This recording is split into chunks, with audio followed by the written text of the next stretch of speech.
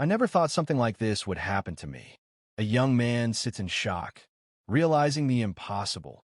He's been reborn in another world. I, who should already be dead, was reborn in a dynasty called Dashin. He clenches his fists, facing a harsh, unfamiliar world filled with monsters and peril. Dark scene. What a life so tough. Ferocious beasts loom before him, enormous and terrifying, their glowing eyes piercing the darkness. But he refuses to surrender. Power crackles around him as flames and lightning surge through his body. He shouts with determination, "But giving up is not in my nature." That goes the same for the four evils. A mighty dragon of ice and water rises behind him, symbolizing his newfound strength. Scene shift, comic relief. A talking frog observes calmly, saying, "Lad's talking big again, wonder how long." The scene opens on a calm, picturesque lakeside surrounded by mountains and tall grass swaying in the breeze. The peaceful view is bathed in morning light.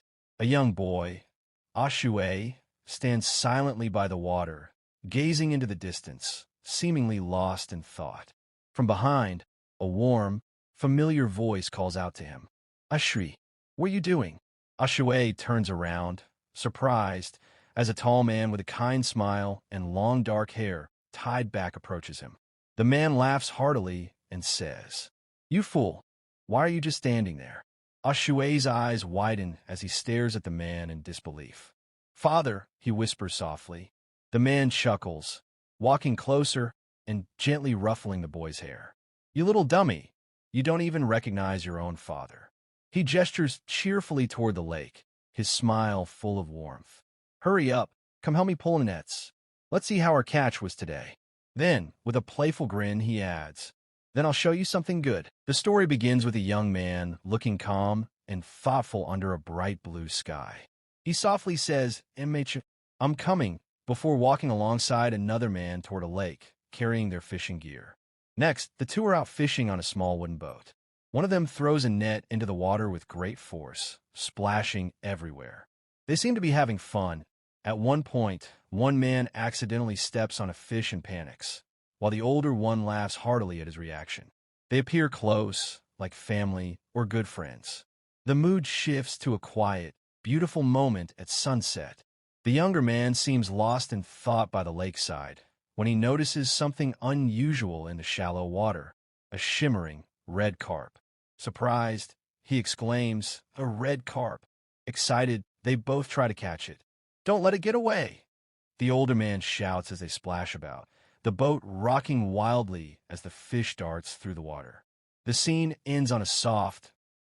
A young man dives underwater, reaching out as he notices something strange. The fish disappeared, he thinks, puzzled as he looks around the eerily empty water. He dives deeper, searching for answers. Why isn't there a single fish left in the water? He wonders, but then suddenly realizes something's wrong. His body isn't responding. That's strange. Why can't I move after I get in? Panic sets in as he struggles, bubbles escaping from his mouth. Damn it, I can't move. He gasps mentally, fighting to stay conscious. The water grows darker, his vision blurring. "Help me. Dad!" He cries silently as he sinks deeper, bubbles rising toward the surface. A splash breaks the quiet. His body goes limp, floating in the water. In the fading light, his last thought echoes. The soul who now lived in this body carried memories of loss not his own. The boy's mother had died at birth, and his father's passing left him alone. Now, those feelings belonged to another. In this strange world, he learned humans and beasts could cultivate power beyond imagination. One night, used as bait for a monster, he faced the unknown with courage, shouting, "Here it comes." The night is tense as the crew stands on their small wooden boat, surrounded by rippling waves. Suddenly, one of them shouts, "The water monster!" Fear flashes across their faces. Beneath the surface, a massive shadow circles ominously. The waves explode upward. The monster rises, its enormous body coiling around them. "Damn it! They said it was small." One gasps. The creature's size is terrifying. It's coming straight for us. The sea roars as chaos erupts. After 10 long years of relentless training, The warrior finally stood before destiny. His aura surged like a storm as he prepared his ultimate technique, a strike meant to shake the heavens themselves.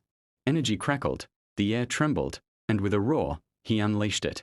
But from the depths, a colossal dragon burst forth, jaws wide, devouring his moment of glory. The strike of a lifetime became a desperate cry, swallowed by chaos and fate. The old man, trembling and desperate, gasps, "I can't die here," as sweat pours down his face. In a frantic attempt to survive, he stabs the younger man's bound hand, shouting in fury. But fate turns cruel. Both plunge into the cold, dark water. The young man struggles against the ropes, bubbles escaping his mouth. "Help!" he cries, choking as blood swirls around him. The silence of the depths consumes their last breaths. Sinking deeper into the blue abyss, the boy's strength fades. Bubbles rise as blood trails behind him. "I'm at my limit," he thinks weakly. Above, his father's voice echoes, desperate, "Ashui, wake up." Through blurred vision, he sees that familiar face, reaching out. "Father," he whispers.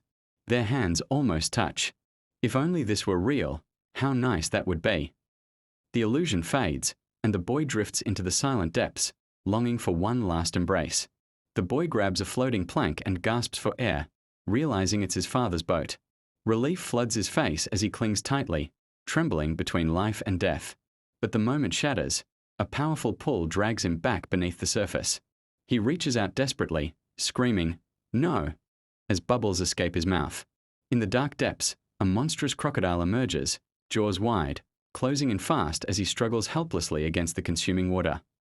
Sinking deeper, the boy's body weakens as the giant crocodile looms nearby. "I did everything I could," he whispers, guilt and sorrow filling his fading mind. "Father, I'm so sorry." His trembling hand reaches toward the light above, but darkness swallows him whole. The beast charges, jaws wide open, ready to devour him. Just as despair takes hold, a strange glow beneath the depths appears, an ancient, glowing structure calling him toward the unknown. As the boy sinks, glowing runes swirl around him, pulsing with ancient power. A voice echoes, "The Water Cauldron has been activated."